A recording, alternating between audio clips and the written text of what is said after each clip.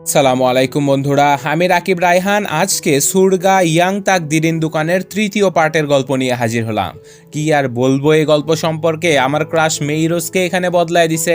Cinema তো দেখতে মন চাচ্ছিলই না, তারপরেও গল্পটা মোটামুটি ভালো, ওই জন্য আপনাদের সাথে শেয়ার করা।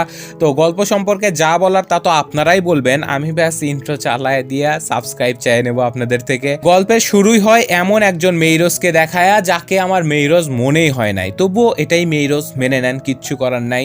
যাই হোক, আজকে ছিল আকবরের স্কুলে স্পেলিং কম্পিটিশন, অর্থাৎ ইংলিশের নির্ভুল বানানকারীরাই হবে আজকের কম্পিটিশনের বিজেতা। এদিকে প্রজেক্টের কাজে ব্যস্ত ছিল প্রাস। তার বউ বদলে গেলেও আলী আর আমরান, অর্থাৎ সেই কলেজ লাইফের বন্ধুরা কিন্তু এখনো বদলায়নি। অপরদিকে নাদিয়া একটা ডান্স ক্লাসে প্র্যাকটিসে মত্ত ছিল, আর এখন রোজ উপস্থিত হয়েছিল আকবরের কম্পিটিশনে। আর সেখানে আসার জন্য নাদিয়াও রওনা দেয়, কিন্তু স্কুলের বাহিরে নাদিয়ার একজন বন্ধু এসে তাকে কার দিয়ে লিফট দিতে চায় আকবরের স্কুলে। নাদিয়া রাজি হয়ে যায়, কিন্তু কম্পিটিশনে সবাই সঠিক বানান করলেও আকবর বেচারা বানান করতে গিয়ে ভুল করে ফেলে। কারণ একটাই, তার বাবা প্রাস এখনো সেখানে উপস্থিত হয়নি। কিন্তু বরাবরের মতোই একদম শেষ মুহূর্তে প্রাস নাদিয়ার সাথে উপস্থিত হয় আকবরের সামনে। আর আকবরও এবার ফুল এনার্জি নিয়ে সব ওয়ার্ডের স্পেলিং একদম সঠিকভাবে করতে থাকে। ফলাফল, এই অনুষ্ঠানে তাদের গ্রুপের বিজয়ী হয় আকবর। আর এখন পুরস্কার জয়ী আকবরকে নিয়ে পুরো পরিবার বাড়ির দিকে ফিরছিল, কিন্তু তখনই আকবরের স্কুলের প্রিন্সিপাল এসে জানায় যে তাদের স্কুলের নতুন ফাউন্ডার মিস্টার রায় এই কম্পিটিশনে বিজয়ী সব শিক্ষার্থীদের সাথে পার্সোনালি দেখা করতে চায়। উনি জাকার্তায় একটা সুন্দর অভ্যর্থনার ব্যবস্থা রেখেছেন ছাত্রছাত্রীদের জন্য, তাই আমরা আকবরকে ইনভাইট করতে এসেছি। রোজ তার বাচ্চাকে একা ছাড়তে রাজি না হলেও প্রাস চাইতো যে তার ছেলে সাহসী হোক, তাই সে রাজি হয়ে যায়। আর তাই পরদিন সকালে বিজয়ী বাচ্চাদেরকে নিয়ে তাদের প্রিন্সিপাল রওনা দেয় জাকার্তার উদ্দেশ্যে। আর তাদের জন্য অপেক্ষা করছিল সেখানে মিস্টার রায়। কিন্তু অদ্ভুতভাবে এই মিস্টার রায় একদম হুবহু ডাক্তার শরীফের মতো দেখতে, কিন্তু তার আচার আচরণ চাল চলন একদম শরীফের থেকে আলাদা। যাই হোক, বাচ্চারা সহি সালামতে জাকার্তায় পৌঁছে যে যার মতো বাড়িতে ভিডিও কল দেয়, কথা বলে বাবা মায়ের সাথে। আর তাই আকবরও তার বাবাকে কল দেয়। বাবা ছেলে কথা বলতে বলতে আকবর বলে, বাবা তুমি মিস্টার রায়ের সাথে কথা বলবে, উনি খুবই ভালো মানুষ, বলে সে তার মোবাইল সহ যেতে থাকে মিস্টার রায়ের কাছে। কিন্তু খারাপ নেটওয়ার্ক থাকার কারণে ভিডিও কলে একদম কিছুই দেখা যাচ্ছিল না। রোজও দেখার জন্য চলে আসে, কিন্তু ভিডিও কানেক্টিং হতে হতে ডিসকানেক্ট হয়ে যায়। তাদের আর মিস্টার রায়কে দেখা হয় না। তো যাই হোক, আজকে রাতের বেলা এশার নামাজ আদায় করার পর প্রাস রোজকে বলে, আমি খুবই বিপদে আছি রোজ, আমার ফাইন্যান্স ম্যানেজার আমাদের প্রজেক্টের সব টাকা চুরি করে পালিয়ে গেছে। রোজ বলে, ইন্না নিল্লাহ, এখন আপনি কি করবেন? প্রাস বলে, অনেক টাকা লস হয়ে গেছে, আর প্রজেক্টের কন্ট্রাক্টর হিসেবে আমাকে ক্ষতিপূরণ দিতে হবে, হয়তো আমার এই বাড়িটা বিক্রি করতে হতে পারে। রোজ বলে, ভালোভাবে একবার ভেবে দেখবেন, কারণ এই বাড়িতে কিন্তু আরিনীর স্মৃতি জড়িয়ে আছে। আপনি যা সিদ্ধান্ত নেবেন আমি তাতেই রাজি খুশি থাকবো ইনশাল্লাহ। এদিকে আজকে সকালে নাদিয়ার স্কুল থেকে তার মা অর্থাৎ রোজকে ডাকা হয়েছে। স্কুলের শিক্ষিকা তাকে বলে যে গত 2 সেমিস্টার ধরে কন্টিনিউয়াসলি খারাপ রেজাল্ট করে আসছে নাদিয়া, যা আগে অনেক ভালো ছিল। সে তো এখন ক্লাসেও ঠিক মতো আসে না, ও ঠিক আছে তো? রোজ বেশ চিন্তায় পড়ে যায়। তো যাই হোক, পরদিন রোজ আকবরের স্কুলে চলে যায়, কারণ আজকে আকবরের জাকার্তা ট্রিপ শেষ হয়ে গেছে। কিন্তু এখানে এসে রোজ জানতে পারে যে আকবরের স্কুলের নতুন ফাউন্ডারের নাম মিস্টার রায়। আর কেন জানি রোজ মিস্টার রায়ের থেকে মুখ লুকিয়ে কোনো রকমে আকবরকে নিয়ে পালিয়ে বাড়িতে ফিরে আসে। এদিকে রাতের বেলা তারা সবাই একসাথে খাবার টেবিলে খেতে বসলেও সেখানে অনুপস্থিত ছিল নাদিয়া। রোজ নাদিয়াকে ডাকতে গেলে সে দেখতে পায় নাদিয়া ভিডিও কল করে তার এক বন্ধু কেনানের সাথে গল্প করছে, যে কিনা তাকে ডান্স ভিডিও করতে উৎসাহিত করছিল। কিন্তু এতক্ষণে ঘরে চলে আসে প্রাস, আর সে নাদিয়াকে খাবার টেবিলে ডেকে পাঠায়। আর খাবার সময় প্রাস নাদিয়াকে বলে, আগামীকাল তোমার মা আকবরের সাথে একটা বাগান বাড়িতে ঘুরতে যাবে, তুমিও তার সাথে যাবা। অনিচ্ছা থাকা সত্ত্বেও রাজি হয়ে যায় নাদিয়া। আর এখন পরদিন মা, মেয়ে আর আকবর গাড়িতে করে যেতে থাকে একটা বাগান বাড়িতে। কিন্তু পথিমধ্যে নাদিয়া বলে, মা আমি একটা ভিডিও বানাবো, আর তার জন্য আমার বন্ধু কেনানকে ওই বাগান বাড়িতে ডেকে নেই। রোজ বলে, ওই যে পুতুলের গল্প করা ভিডিও বানাবে? নাদিয়া বলে, না মা, আমি আমার মা আরিনীর মতো হতে পারবো না। উনি আর আমি দুজন আলাদা মানুষ, আমাদের দুজনের আলাদা আলাদা পছন্দ আছে। আমি বা সুন্দর একটা লোকেশনের ডান্স ভিডিও বানাবো, তুমি প্লিজ বাবাকে এসব বলো না। রোজ বেশ বিরক্ত হয়ে যায়। সে বলে, দেখো নাদিয়া, তুমি তুমি বেশ বড় হয়েছো, নিজেকে সাবধানে রাখতে শেখো। নাদিয়া বুঝে যায় যে তার মা কেনানকে আনার অনুমতি দিয়েছে, তাই সে জলদি কেনানকে সেখানে আসতে বলে দেয়। আর এখন রোজ সেই ফার্ম হাউসে পৌঁছালে সে জানতে পারে এই বাড়িটা আর কারো নয়, এটা ছিল মিস্টার রায়ের বাড়ি। বেশ একটা ঝামেলায় পড়ে যায় রোজ। সে এবার ফার্ম হাউসে দূর থেকে নিজের সন্তান আকবরের উপরে নজর রাখছিল, আর এখন আকবর আবার মিস্টার রায়ের পিছু পিছু একটা ঘোড়ায় করে ঘুরতে বেরিয়ে গেছে। তাই রোজ তার পিছু পিছু দৌড়াতে থাকে আস্তে আস্তে, কিন্তু দৌড়ানোর সময় হঠাৎ পা পিছলে উঁচু একটা জায়গা থেকে নিচের দিকে পড়ে যেতে থাকে রোজ। আর রোজের চিৎকার শুনে সেখানে দৌড়ে চলে আসে মিস্টার রায়। সে তো রোজকে দেখে অবাক হয়ে যায়, আর তখনই উপর থেকে রোজকে মা বলে ডাক দেয় আকবর। মিস্টার রায় বুঝে যায় যে আকবরই রোজের সন্তান। সে রোজকে কোলে তুলে নিয়ে দৌড়ে চলে যায় তার ঘরে। রোজকে দেখার জন্য ছুটে চলে আসে মিস্টার রায়ের মা, আকবর ও নাদিয়া সবাই। আর এখানে মিস্টার রায় তার মাকে বলে, আকবরই তোমার নাতি মা। মিস্টার রায়ের মা প্রচন্ড খুশি হয়ে যায়। তিনি আকবর আর নাদিয়াকে নিয়ে পাশের রুমে চলে যায়। এদিকে দুর্ঘটনার ফলে কোমরে প্রচন্ড ব্যথা পায় রোজ। তাকে এসে ওষুধ খাওয়ায় মিস্টার রায়। আর এখন অনেক আশা নিয়ে মিস্টার রায় তাকে বলে, অবশেষে আমি আমার হারিয়ে যাওয়া রোজকে খুঁজে পেলাম। রোজ বলে, আমি কখনোই হারিয়ে যাইনি রায়, তুমি হারিয়ে গেছো। রায় তাকে বলতে থাকে, না রোজ, আমি হারাতে চাইনি। বিয়ের দিন আমি তোমার কাছে আসছিলাম, কিন্তু পথিমধ্যে তোমার বাবার কিছু শত্রু আমার পথ আগলে ধরে। তারা আমার সামনেই বন্দুক যুদ্ধে লিপ্ত হয়ে পড়ে, আর সেখানে একজন মানুষকে মেরেও ফেলে। আর পুলিশ আমাকে সেই মানুষের হত্যাকারী হিসেবে ধরে 5 বছরের জেল দিয়ে দেয়। আমি আমার মাকে তোমাকে দেখে রাখতে বলেছিলাম, কিন্তু আমার মা তোমাকে হারিয়ে ফেলে, কারণ তুমি বিয়ের পর দিন থেকে গায়েব হয়ে গিয়েছিলে বাড়ি থেকে। রোজ বলে, যা হবার হয়ে গেছে, আমি এখন আমার স্বামী সন্তান নিয়ে অনেক ভালো আছি, আমাকে বিরক্ত করো না দয়া করে। কিন্তু রায় তার কথা মানতে নারাজ। সে রোজকে আজও ভুলতে পারেনি। তবে সিনেমার এই মুহূর্তে এসে মনে হচ্ছিল যে সিনেমাটা দেখা বাদ দিয়ে দেই, কারণ এত ফালতু ক্যারেক্টার বিল্ড আপ করছে। এত সুন্দর কিউট রোজকে 2টা সিনেমায় দেখলাম, এই সিনেমায় হুট করে তাকে একটা বয়স্ক মহিলা বানায় দিল। না, আমি অভিনেত্রীকে অপমান করতেছি না বয়স্ক বলে, কিন্তু অ্যাজ এ 8 বছরের বাচ্চার মা রোজ আরো ইয়াং হওয়া সিনেমার ডিমান্ড ছিল। এছাড়াও ডক্টর শরীফকে দিয়ে করাইছে রায়ের রোল, মানে এটা কিছু হলো? অভিনেতার এত অভাব পড়ে গেছে। তো যাই হোক, গল্পে ফিরে আসি। এখন সেই ফার্ম হাউস থেকে জলদি রোজ তার 2 বাচ্চাকে নিয়ে বেরিয়ে বাড়িতে চলে আসে, কিন্তু রোজের এত কোমর ব্যথা দেখে প্রাস অনেক অস্থির হয়ে যায়। সে চিন্তায় পড়ে যায়। পরদিন সকালে যখন অফিসে যাবার জন্য প্রস্তুত হচ্ছিল প্রাস, তখনই কান্না করতে করতে ছুটে চলে আসে নাদিয়া। সে কান্না করতে করতে বলে, বাবা তুমি নাকি এই বাড়িটা বিক্রি করে দেবে? এটা আমার মায়ের বাড়ি বাবা, আমি এই বাড়ি ছেড়ে কোথাও যাব না। আমার মা থাকলেও তার স্মৃতি আছে এই বাড়িতে। প্রাস মেয়েকে আটকানোর জন্য ছুটে চলে গেলেও নাদিয়া বেরিয়ে যায় বাড়ি থেকে। সে তার বন্ধু কেনানের সাথে তার মায়ের কবরের কাছে গিয়েছিল। আর এখানে নাদিয়ার পিছু পিছু চলে আসে রোজ। সে নাদিয়াকে একটু আড়ালে নিয়ে গিয়ে বলে, মা তোমার বাবা খুবই বিপদে আছে মা, আমার কাছে যদি টাকা থাকতো আমি সবটুকুই তাকে দিয়ে দিতাম। তোমার বাবার কর্মচারীরাই তোমার বাবার টাকা চুরি করে পালিয়ে গেছে। এমন সময় যদি আমরাও তার পাশ থেকে পালিয়ে যাই তাহলে কিভাবে হবে মা? নাদিয়া কাঁদতে কাঁদতে হলেও হয়তো কিছুটা শান্ত হয়।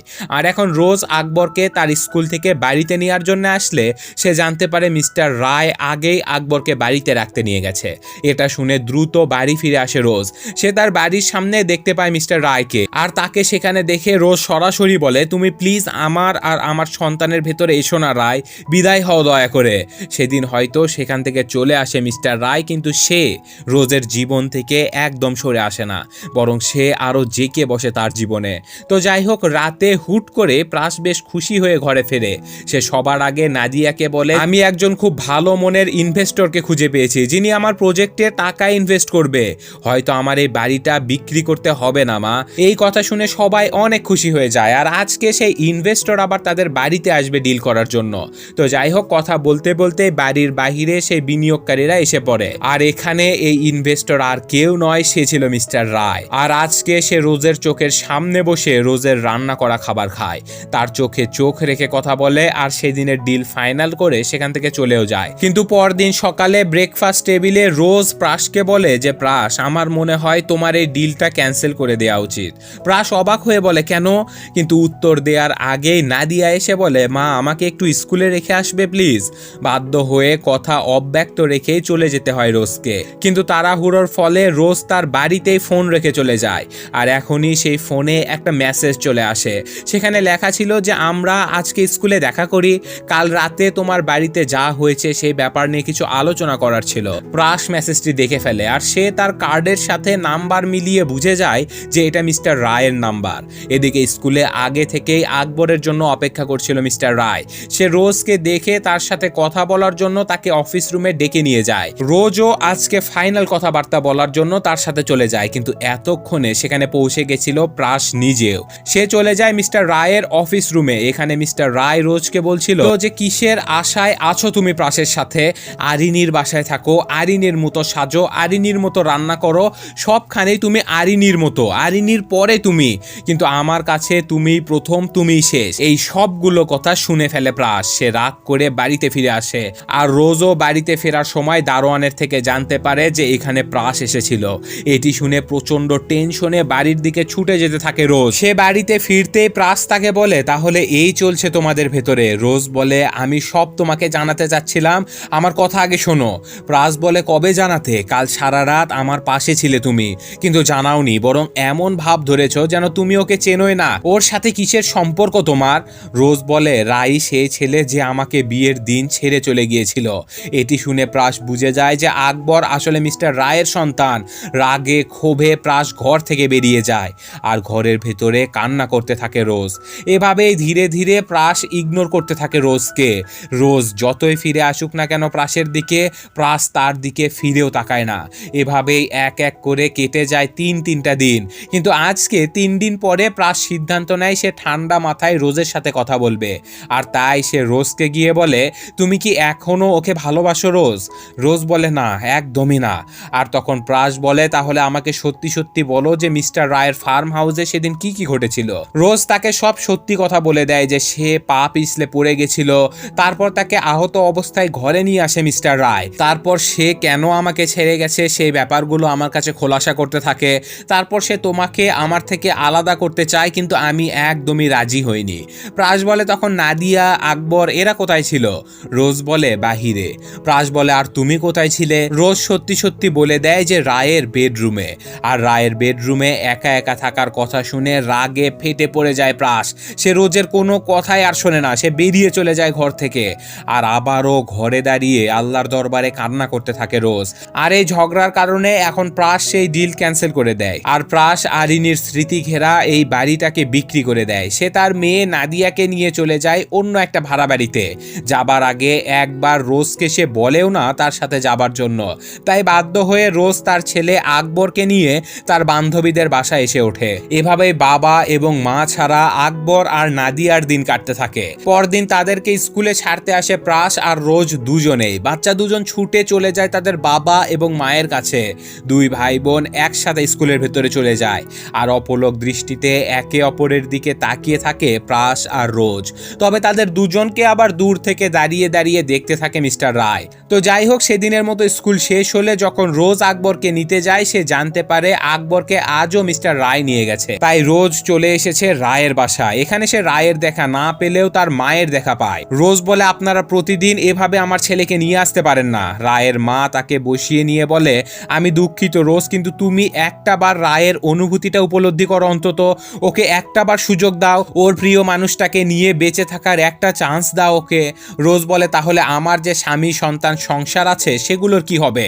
রায়ের মা বলে তুমি কি শিওর এসব ঘটনার পরেও প্রাস তোমার সাথে সুখে থাকবে? রোজ এবার আর কোনো কথাই বলে না। এখন দেখানো হয় প্রাসকে। সে তার কাজের মাঝে বসে বসে আরিনীর কথাগুলো মনে করতে থাকে, যে তাকে বলেছিল যেন প্রাস রোজকে কখনোই ডিভোর্স না দেয়, কারণ নাদিয়ার একজন মা দরকার। আরিনীর কথা মনে করে প্রচন্ড পরিমাণে কাটতে থাকে প্রাস। আর এখন আবার পরদিন সকালে স্কুল ফাঁকি দিয়ে রোজের সাথে দেখা করতে চলে আসে নাদিয়া।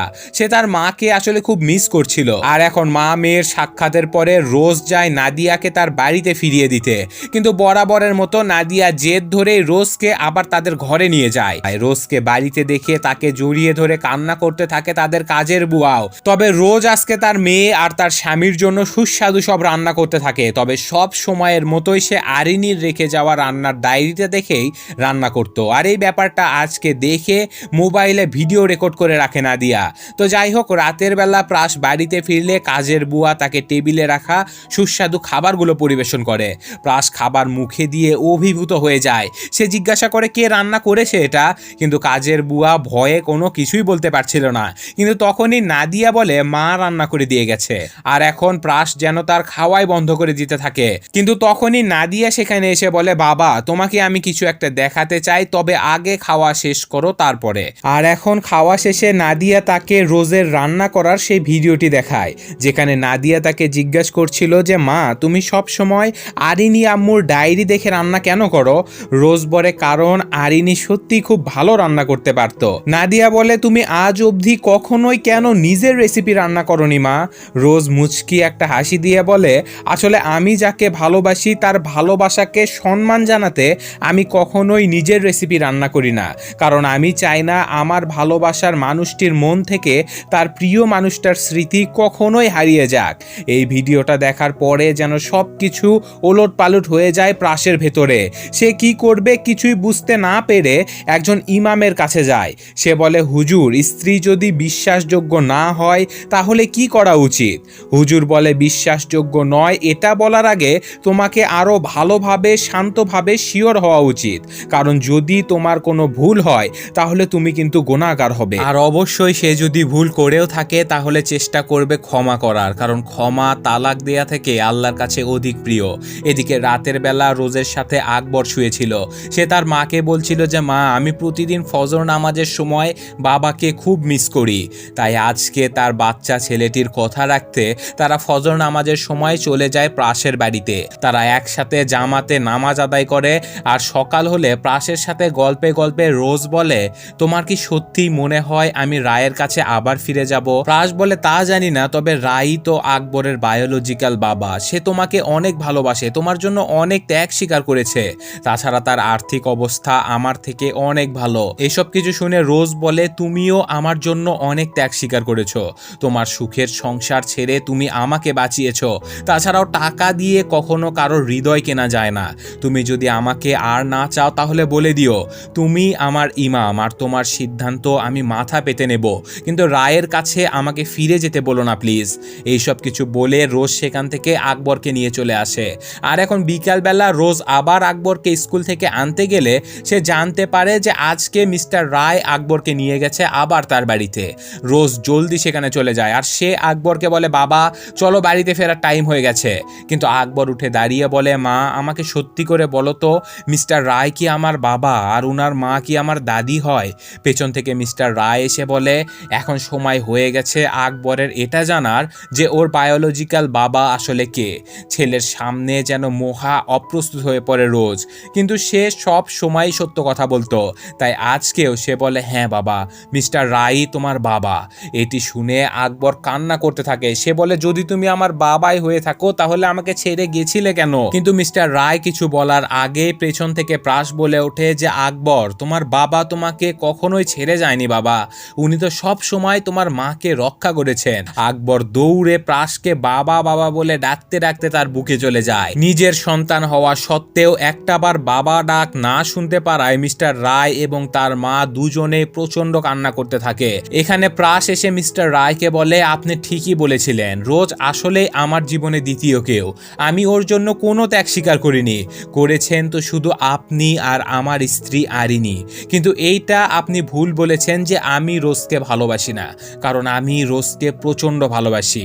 আশা করি আপনি রোজ আর আকবরকে আমার সাথে আজীবন থাকার অনুমতি দেবেন।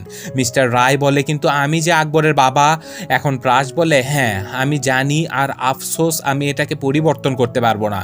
আপনার যখন ইচ্ছা আপনি আকবরের সাথে দেখা করতে পারবেন, আপনি চাইলে তাদের নিজের কাছেও রাখতে পারবেন, তবে তা আকবর এবং তার মায়ের অনুমতিতে হতে হবে।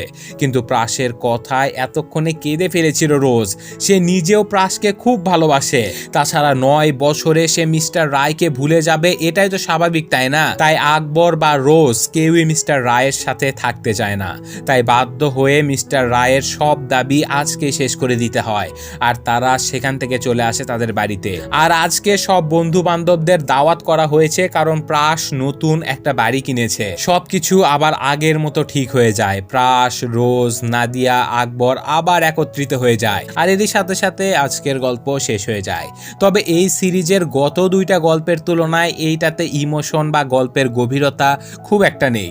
তাছাড়াও কাস্টিং এত ফালতু হওয়ার কারণে সিনেমার সাথে ঠিকমতো রিলেটই করতে পারি নাই। ক্যারেক্টার চেঞ্জ করলেও কিন্তু ইমোশনে আঘাত করা যায়, আর তার উদাহরণ হলো মুসিজি 1 এর মাস্টার মাহির এবং আজিজের স্ত্রী মিসগিন।